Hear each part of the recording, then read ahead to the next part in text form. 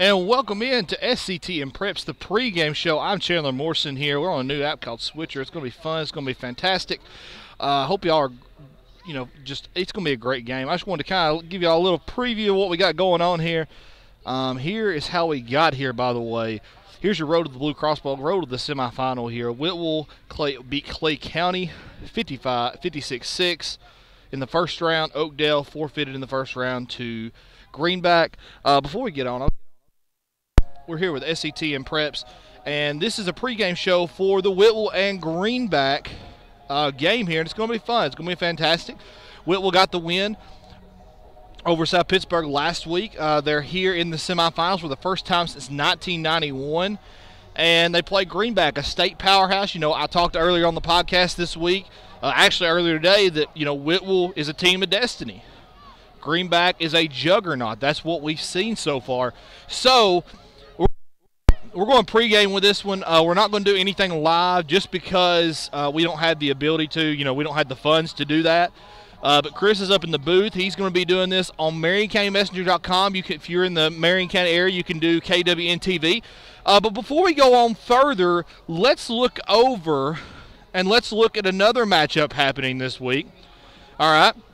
This is a matchup between here we go.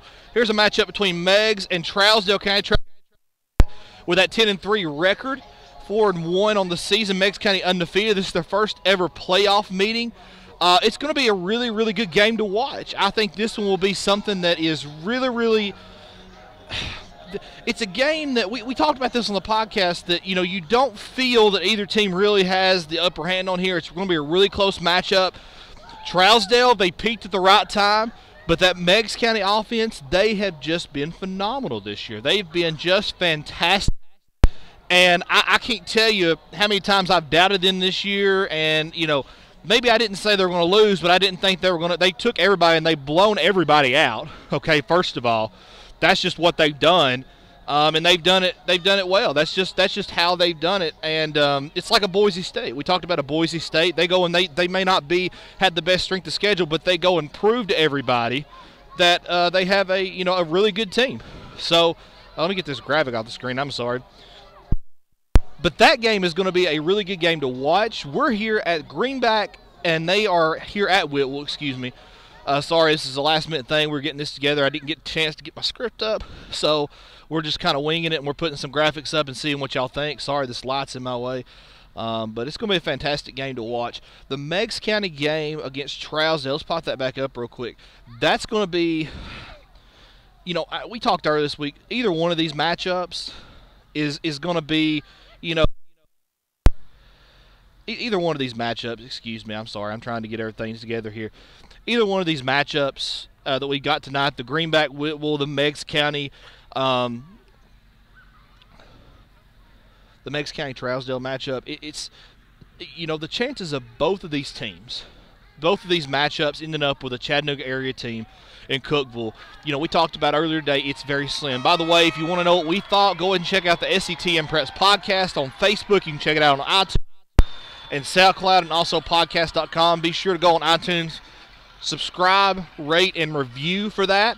Hope you like our little graphics we got up here. We're going to take a look real quick at 2A because we're going to get in depth with this Greenback and Whitwell matchup here in a little bit. But here's what the 2A bracket looks like right now. We've got two. We're in the semifinals here. Meigs County travels out to Trousdale County, okay, in East Tennessee. That's going to be a matchup within itself. Trousdale, they've been on a run. They've just been blowing cats out. They had the close win against Watertown last week, but Watertown is a really, really good team. They were the region champ. I think I kind of went with Trousdale. Chris kind of went with Meigs County. But, this is going to be a really good matchup, and I think Trousdale is going to have their hands full. Both teams are really going to have their hands full, and I think that will be one that goes down close. The winner of that gets the winner of Waverly and Peabody. I think Peabody, and by the way, I'm just going off of what I know from history and all that, I think Peabody is the better team. They have the tradition. I think they're going to be one of the teams to watch, and if you meet Peabody in the state championship, you better be ready for a fight. But let's go down to the 1A brackets here. Whitwell takes on Greenback, as you know. Cornersville and Lake County, okay, they go up against each other. Cornersville undefeated at this point. Cornersville used to kind of swayed the line between Middle and West Tennessee. They used to play in Whitwell and South Pittsburgh's, bracket. They were in that first quarter bracket, whatever you want to call it. But they take on Lake County. That's going to be a long drive for them. But that's going to be a really good game. I've got to go with Cornersville, the undefeated team. That's just my gut here. But that's just what I see. So let's look, by the way, of how we got here real quick. Here's a list of all the Chattanooga area teams that have lost, okay? That have lost and these are all the playoff teams that were in the playoffs and they've lost, okay? And sorry, I'm just pausing. I can't hear anything besides my own voice because I've got some headphones on, as y'all saw, so I'm just making sure I'm not interrupting anything on the field. But I'm down here on the sidelines. And by the way, we're not live streaming the game. I'm just doing a pregame show. We're going to try to do a halftime show, but we will most certainly do a postgame show. And we'll try to have some highlights there for you because I've got a new system on my phone where I can put the highlights in as we're live streaming. It's going to be pretty cool. I like it. And you'll see the highlights here in a second. But in the first round, those are all the teams that were out in the first round. Some names you may recognize.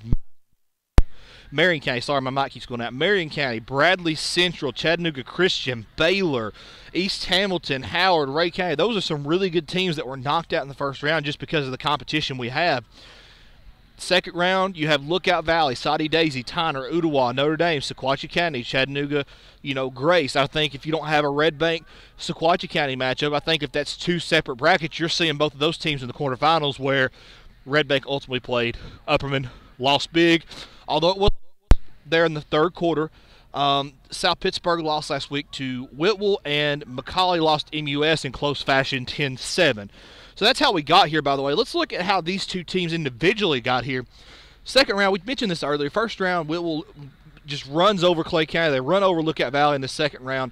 Last week was a bit of a challenge against South Pittsburgh. They were down 20-8 with 5 minutes left. They come back tied up before the end of regulation, and next thing you know, it's going to double overtime. South Pittsburgh doesn't get in, so Whitwell does, and Whitwell gets the victory, and that's why they're playing in the semifinals here. And I think home field advantage had a lot to do with that last week, and that had a lot to do with the win. This atmosphere here, as you'll see tonight, if I get to go live stream on it, this atmosphere here has just been fantastic.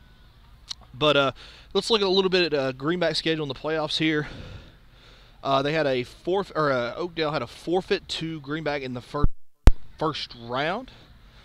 So that game was not played. There was just some issues with Oakdale, and I don't think they actually had enough players on the field or on the play. I think they may have had like 11, 12, 13 players, and they just wasn't enough to field a full team because, you get one or two injured, you have to forfeit the game anyway, so why not go ahead? You just don't have the team for it. Oakdale's a really good team. They've been good in the past.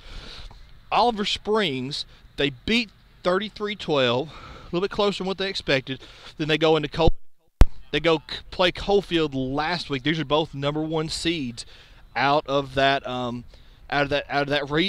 regions over there, out of that section, I guess you could call it. They beat Coalfield 35-7.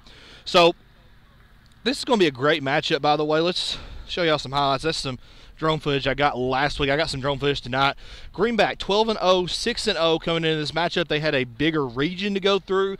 Whitwell only had 4 region games they had to play. They went undefeated. Here's some clips from that game last week. There's a fumble that Hudson Petty got last week he picked up against South Pittsburgh. And this is just one of the amazing Tanner Stewart catches. You're about to see the next one here in a second. This is the one that got him in there. This was a great catch by Tanner Stewart. This is the one that went to the end zone. This is the one that tied up the game. It was amazing. And then you get in there and you go to overtime. Hudson Petty waltzes into the end zone, and that's your game last week against South Pittsburgh, excuse me.